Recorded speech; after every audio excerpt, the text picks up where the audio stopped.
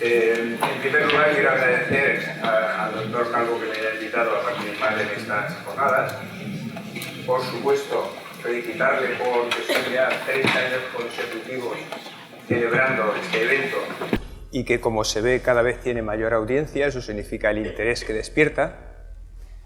Y bueno, aclarar algunas cosas. Una, que soy médico de familia cuando aquí la mayoría de los ponentes que hemos visto eran reumatólogos, y como tal, como médico de familia, lo que voy a tratar es de exponer el tema dirigido a quién, a mis compañeros, que por otra parte somos la mayoría que estamos aquí, y que ejerzo en el Centro de Salud de Nou Moles, no en el de Plaza Roma. Un pequeño error, está en la Plaza de Roma, pero es el Centro de Salud de Nou Moles.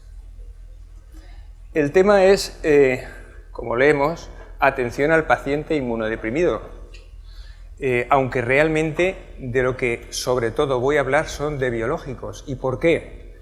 Pues porque, a ver, el tema de biológicos, que como estamos viendo en las charlas anteriores, cada vez es más frecuente y sale al respecto, relacionado con múltiples patologías. Sin embargo, nosotros, biológicos, que yo sepa, en la facultad no nos explicaron, en Pharma no había nada, ningún tema. Sin embargo, cada vez más aparecen. Además, es una terapia que llegó para quedarse, queramos o no, evidentemente ha significado una revolución, con lo cual cada vez tendremos más. Y que nuestros pacientes, cuando vienen a consulta, aunque no seamos nosotros quienes les hemos pautado el tratamiento, consideran que nosotros estamos informados al respecto. Entonces, pues bueno, pensé, los médicos de familia que nos están formando cada vez más y somos muy conocedores de diabetes, mucho de EPOC, de riesgo cardiovascular, sin embargo, de biológicos no. Pues bueno, podría ser esta la ocasión en que, de una manera sencilla, podamos ver al respecto.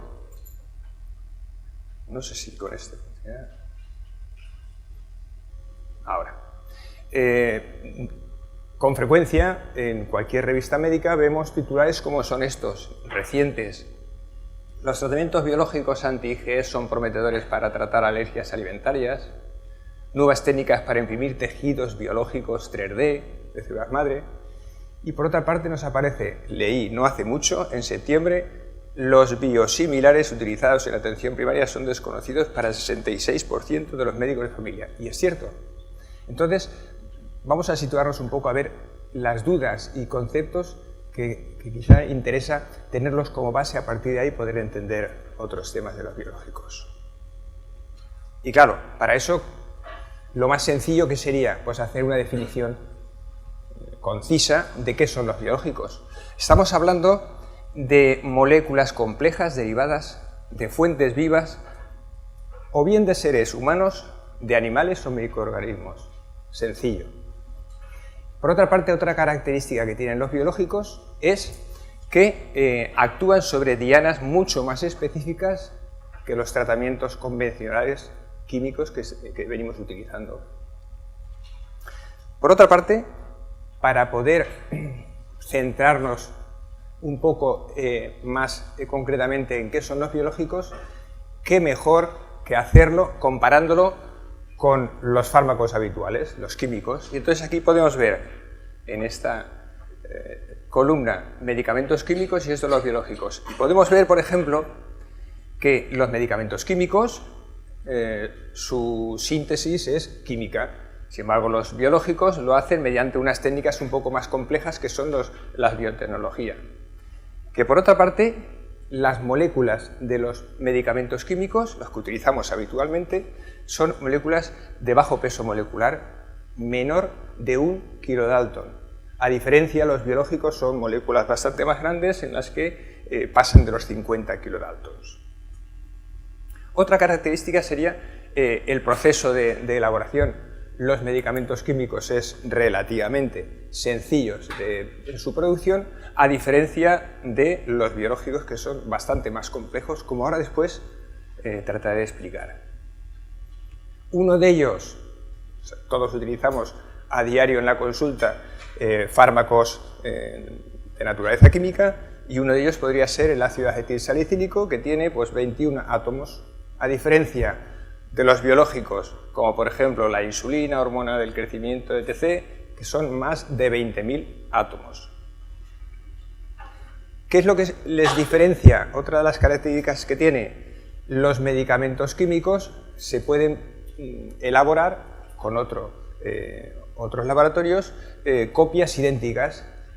Al hacerlas idénticas, con una biodisponibilidad comprobada, les lleva a que se puedan hacer y vender como genéricos, que todos conocemos y estamos habituados a ello. ¿Qué es lo que sucede con los biológicos? Que las copias no son idénticas, nunca podrían ser idénticas, sino que serían similares y pueden hacer una función similar. Y por tanto ya no son genéricos, sino que son los biosimilares. Ahora después veremos qué es lo que sucede con esto. Otra característica: los medicamentos químicos tienen un tratamiento un poco inespecífico, amplio. Sin embargo, los biológicos tienen una función muy concreta sobre un receptor. Pero, ¿desde cuándo los biológicos? Pues para eso, qué mejor que hablar un poco de su historia. Y hablar de su historia no me voy a remontar a la época de los chamanes, que podían utilizar productos de los venenos de la serpiente o de las ranas para tratar un montón de enfermedades, que por lo menos lo hemos leído en algún sitio, y que al fin y al cabo, como son productos animales, serían productos biológicos. Bueno, pero no voy a hablar de eso, sino de otros productos que sí que hemos utilizado y además no hace mucho, en el siglo pasado, como por ejemplo estas insulinas. Las primeras insulinas estaban extraídas de animales que parece ser que nos parecemos bastante, como podría ser el cerdo y el ganado vacuno, y los diabéticos inicialmente se trataban con ese tipo de insulinas. Y si no, el factor 8 de coagulación, que se utilizaba para los hemofílicos y que se extraía del plasma de humanos. Y más recientemente, y seguro que nos acordamos la mayoría de los que estamos en la sala, hemos utilizado estos. La calcitonina. ¿De qué era la calcitonina? De salmón. Bueno, pues esa la hemos estado utilizando hasta no hace mucho tiempo. ¿Para qué? Para tratar a los pacientes con osteoporosis. Sin embargo, claro está, que por mucho que quisiéramos, inevitablemente producía efectos secundarios. Entre otros, ¿por qué?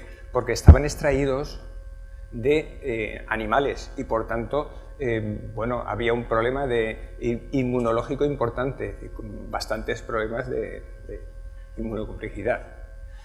Y luego recordaréis en los años 80 que también hubo otro problema con los biológicos de entonces, como era para tratar a los, como he dicho, hemofílicos con el factor 8 del plasma humano. Hubo casos en los que ese plasma humano estaba extraído de portadores de VIH. Ya podéis suponer lo que sucedió. Bueno, pues por esto y porque además evolucionaba la industria farmacéutica, se consiguió pasar a una segunda fase de los biológicos. Digamos que es la segunda generación de los biológicos, que son los biotecnológicos. Estos utilizaban la ingeniería genética. Son realmente medicamentos biotecnológicos, aunque se les sigue englobando y considerando todos como que son los biológicos. ¿De acuerdo? Bueno, ¿qué técnicas se utilizaban para eso? Pues entre otras estas, la técnica del ADN recombinante o la técnica del hibridoma. Voy a tratar de explicar un poco en qué consiste. El ADN recombinante vendría a ser, pues esto, coger porciones de ADN de distintos donantes, de distintas moléculas, y unirlas con otros ADNs y formar una proteína nueva, que es la que nos interesa. Es lo más parecido a lo que podríamos decir hacer un traje a medida con distintos retales de ADN. Pues bien, no puedo pasar por alto hablar del ADN recombinante sin recordar y felicitar a un colega nuestro, compañero, científico, paisano de Alicante, como es Francis Mójica, que hace 3 años le dieron el premio Albani de Medicina, que es un premio muy considerado en Estados Unidos. Ese entre otros premios. Y además tengo que decir que estuvo nominado para el Nobel durante 2 años consecutivos y estaba a puertas y al final, bueno, por circunstancias no se le dio. ¿Y por qué? Pues ese premio no fue ni más ni menos que porque desarrolló el CRISPR-Cas9. Bueno, ¿qué es el CRISPR-Cas9? Pues viene a ser, refiriéndome, como decía antes, el traje a medida, vienen a ser las tijeras biológicas. Gracias a esto, lo que sí que facilitó era el poder extraer de una manera bastante más rápida que la que había hasta entonces esos retales o restos de ADN de las proteínas para poderlas unir y hacer el ADN recombinante. Bueno, y luego, ¿qué otro tipo de técnica se utiliza para los biotecnológicos? Pues este a lo mejor sí que nos suena más. ¿Por qué? Estamos habituados que en el laboratorio utilizar el pobre ratón. Bueno, pues en este caso, para conseguir los anticuerpos monoclonales, lo que hacen es, lo explico brevemente, al ratón se le inyecta el antígeno que queremos tratar, provocamos en su bazo la estimulación de los linfocitos B, estos producen los anticuerpos, y cuando tenemos los anticuerpos, con el fin de que se multipliquen y crezcan rápidamente, los fusionamos con células tumorales para que crezcan rápidamente. Del mieloma múltiple, que sabemos que se desarrollan sin parar. Con eso, con ese hibridoma, conseguimos un sinfín de anticuerpos, seleccionamos el anticuerpo que nos interesa para tratar esa patología, lo dejamos cultivar y a partir de entonces tenemos los anticuerpos monoclonales. Sencillo, ¿verdad? Bueno, como podéis imaginar, eso lleva una labor y es un trabajo de años y por supuesto bastante sofisticado. Bueno, una vez explicado esto, hay quizá otro concepto que sí que me gustaría aclarar y que nos lleva muchas veces a dudas, como podría ser el concepto de los genéricos y los biosimilares. A ver, los genéricos no tengo que decir mucho porque todos lo conocemos, ¿verdad? Y hemos dicho que a partir de los medicamentos químicos se producen copias idénticas que se empiezan a comercializar a partir de los 10 años en los que el laboratorio que investigó una molécula cesa su patente y entonces el resto de laboratorios pueden comercializarlo. Se elaboran las copias que son los genéricos y a partir de ahí se abaratan precios y al mercado. Todos estamos acostumbrados, por otra parte, de que nosotros podemos hacer una indicación de un determinado preparado y si en la farmacia no tienen ese o tienen otro, pero que es su genérico, nos lo pueden cambiar. ¿Cierto? Vale, pues, ¿qué es lo que sucede con los biológicos? Los biológicos, como he dicho anteriormente, no son copias idénticas, sino que son medicamentos biológicos, eso sí, equivalentes en calidad, eficacia y seguridad a un medicamento biológico original. Y que tienen una estructura similar, pero nunca idéntica, y por tanto son los biosimilares.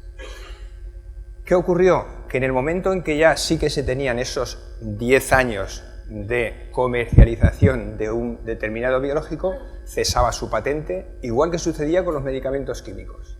Pero se planteaban, ¿qué hacemos con los biosimilares? Y para entonces lo que sucedió es que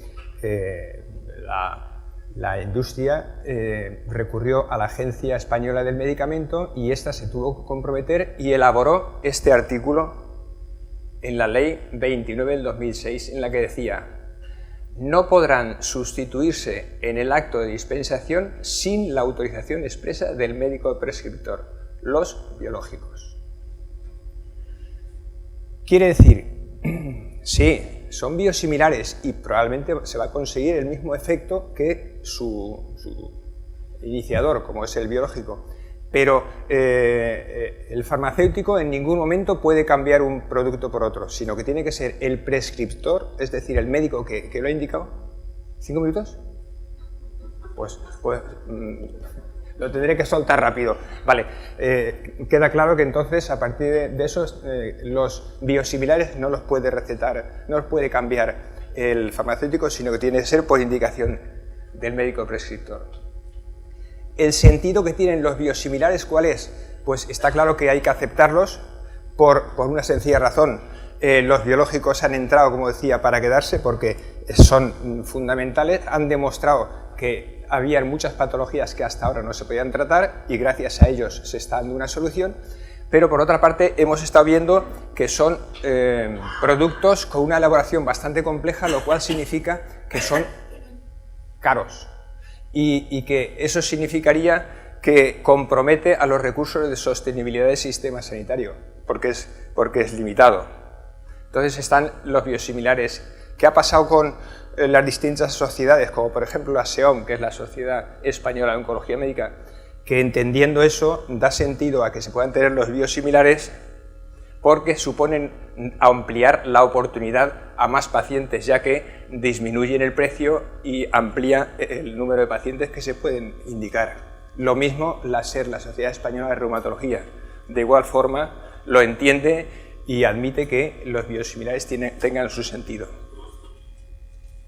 Aquí un listado que aparecía en el 2015, esto ya hace años, de todos los biosimilares que habían. Lo he sacado porque aquí hay uno que en primaria sí que lo conocemos, ya lleva unos cuantos años, que en la actualidad, por supuesto, ha aumentado mucho el número de los biosimilares y vendrá en aumento. Esto es una clasificación de los medicamentos inmunosupresores en los que están, no se ve muy bien la imagen, pero bueno, son los biológicos, pero no solamente estos, sino los corticoides y los análogos del ácido fólico, como el metotrexate.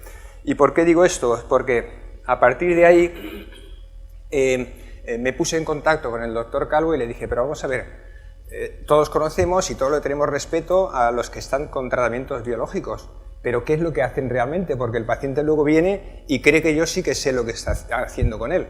Total, que me acompañó, me presentó a la doctora Magda García, que está en el servicio de infecciosos y que es la que más conoce al respecto, la que coordina un poco esto. Y ella es la que me dio la información para que sepamos nuestros pacientes qué se hace con ellos antes de iniciar el tratamiento y a partir de esa información nos sentamos en una mesa, un compañero y yo, para elaborar este esquema.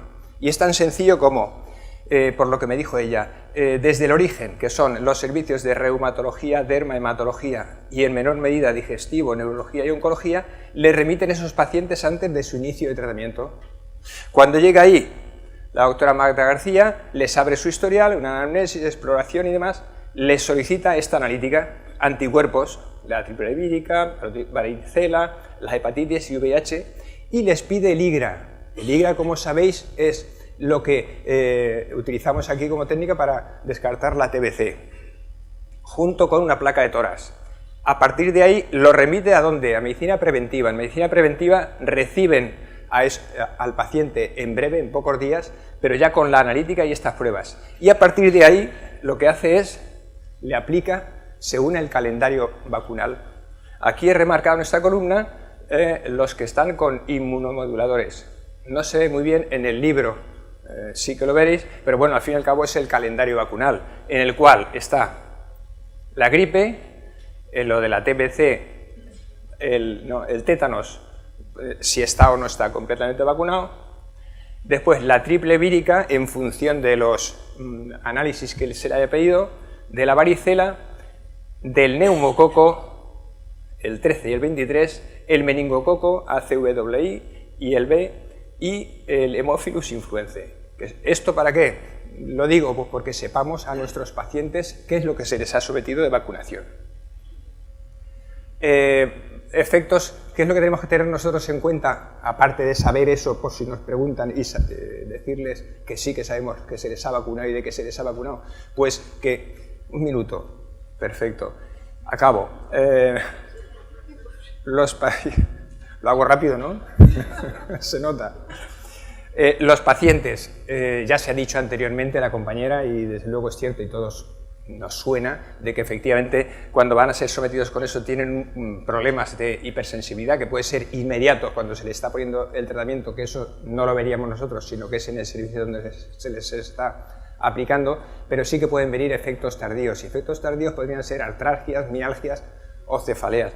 Que pueda haber una reacción en el punto de inyección, que pueda haber reacciones inmunológicas, como podría ser dermatitis atópica, síndrome lupus-like y psoriasiformes, sobre todo con los anti-TNF, y las temidas infecciones, que como se ha dicho también anteriormente, esas infecciones hay que sospecharlas y hay que casi buscarlas, porque no siempre se manifiestan con los signos clínicos que nosotros estamos habituados para las infecciones. Revisando el Cochrane de 160 estudios al respecto, decía que efectivamente los pacientes sometidos con biológicos tienen un número aumentado de infecciones serias y sobre todo, y remarca, lo de la TBC, reagudizaciones de pacientes o portadores. ¿Qué es lo que tenemos que hacer en el seguimiento? Pues bueno, sobre todo estar pendiente de posibles infecciones, la evolución clínica de infecciones cardiorrespiratorio, analítica de sangre, como se ha dicho, desgracias sanguíneas, lípidos y hepáticos, y preguntar si hay exposición a TBC y herpes zóster, varicela, en que puede haber reagudizaciones, que sí que es sabido un aumento de estas. Y acabo diciendo, recordando de lo que he tratado de explicar, y ha sido hecho una breve explicación del concepto y diferencia entre medicamentos químicos y los biológicos. He hablado de los biológicos y la segunda generación, que serían los biotecnológicos, esas explicaciones que comentaba ahí.